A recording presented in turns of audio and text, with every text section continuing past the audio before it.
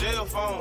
Just like my father on my dog. Millions of dollars and the victim's family have not partaken. None of those fronts took your gold, gave it.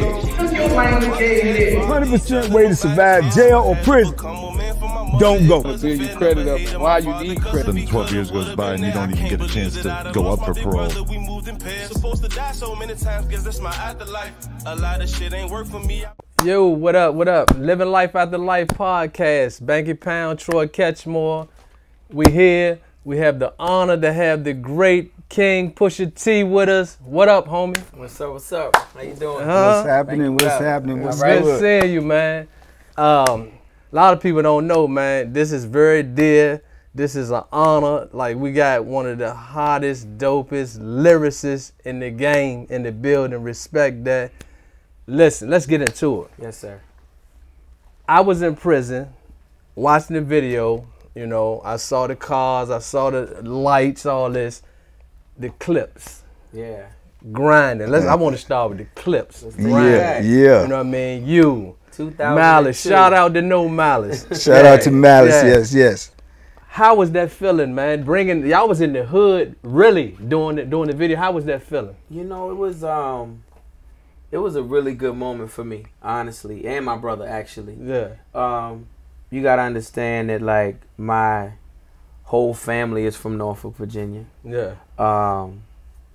You know, so just being able to, like, do music, do something that, like, people had never really seen in that up close and personal before locally. Yeah. Right. You know what I'm saying? From some people who are from around the way, and then just, you know, sentimentally, like, you know, my mom lived in Tower Park, my grandma lived in Tower Park. Like, this is like I guess they lived in all the parks. Yeah. But but to be honest, but, you know, to be able to just bring that type of energy and show everybody that, like, oh, this is possible, and, like, music is possible, and really being on the big stage from here is possible. Yeah.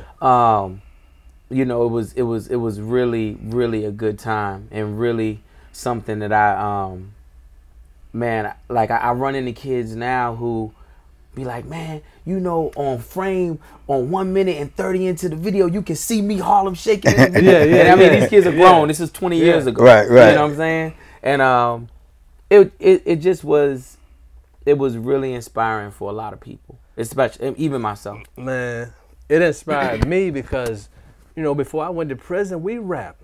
You know, I'm one of the founders of Crew Thick, but we never got on. So to see somebody, all this talent, if you from VA, you know, we talented. Whether it's basketball, Everything. football, boxing, rapping, like, it's super talent out here. But to break us, like, to see the Clipse get broke and not just say, okay, we out here, we got an album. No, the album was classic. Yeah. Like, the album was that song alone is timeless. That song is timeless. It's gonna be able to play 20 years from now, just the beat alone, and then y'all flow on it. It's timeless. When you heard the beat, you already know what it is. Yeah. You know, and that's when you know you got a classic. When somebody can just hear the first chorus of the beat, boom, and they already know what it is. Locked in. Locked in, man.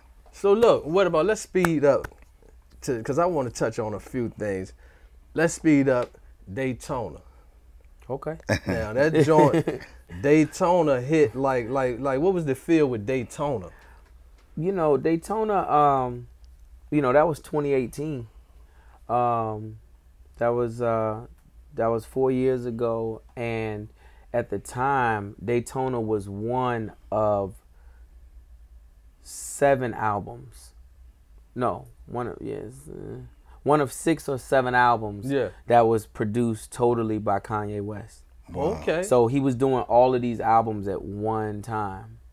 So he was like, you know, so basically he did 7 songs for me, and he did 7 songs for 6 other people, all at one time. So do the math. I remember seeing you on the interview speaking about that, the process, and you know what I'm saying, like y'all was somewhere else. I remember seeing you on the interview speaking about that. Yeah, you know, you know, it's always a crazy process in working with Ye. Right. He's you know, he's very specific about things that he likes, things that he wants.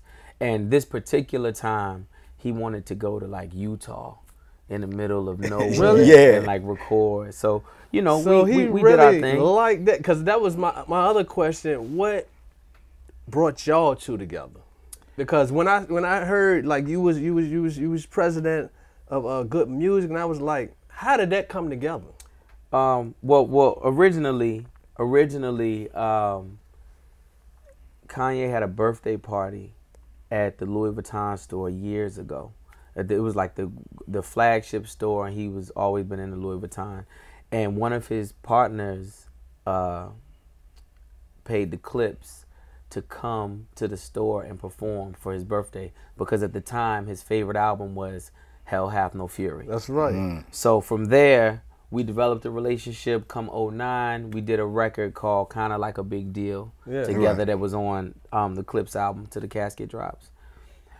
After that, just always, you know, in passing, always stayed in touch in passing. Yeah. And he started working on an album called My Beautiful Dark Twisted Fantasy in Hawaii. Yeah. And actually, it was Rick Ross who was like, yo, man, you should get Pusha out here to come, you know, help write and just give ideas and things like that. You killed that job. And, you know, from that came the Runaway song. It came the Soul Paul song with myself, Ye, Hove, Sahai.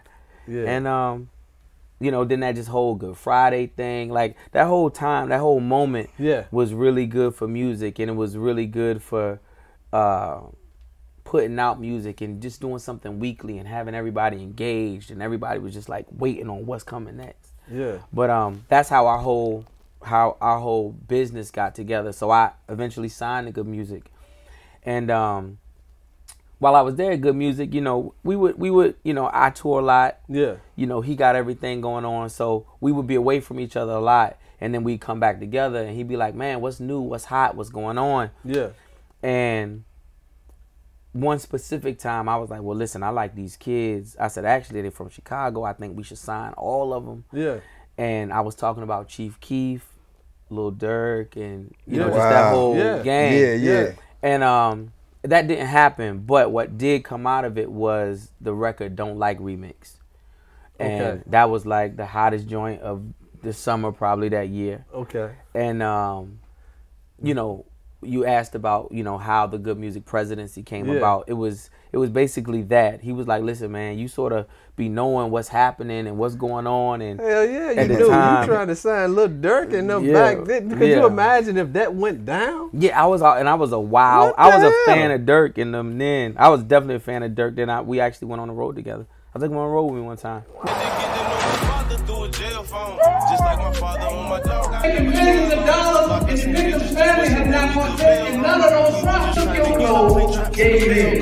Took your language, gave it. 100% way to survive jail or prison. Don't go. Until you credit up why you need credit. Then 12 years goes by and you don't even get a chance to go up for parole. Supposed to die so many times, guess that's my afterlife. A lot of shit ain't work for me.